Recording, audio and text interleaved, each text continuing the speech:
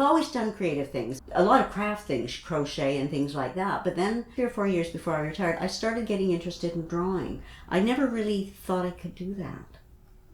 My name is Ruth-Ann Mitchell. I do linocut prints. I moved out to New Brunswick in 1979.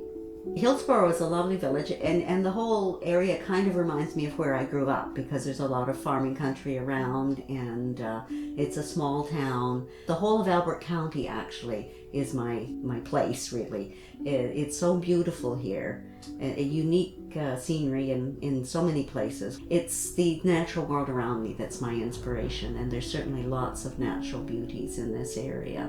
We have birds around us all the time. I've done several bird prints. The seashells, because I love the beach, doesn't everyone? There's so much life around us in a place like this, you know, like, and the seasons, well, you know, we have 4 seasons. It's wonderful. I love that change, and watching the change, watching the trees change, watching the flowers come up in the spring. It's so alive. The first thing that moved me towards linocut printing was when I was exploring book printing. In the course of that, I discovered the whole process of how they were originally illustrated with woodcuts, and that led me to exploring linocuts. And here I am. I just so much enjoy doing them. It's very satisfying art for me. One of the things I really like about it is that it's very low-tech, very straightforward. You don't need an elaborate setup to do it. First of all, I start with a drawing, and I then trace it onto linoleum.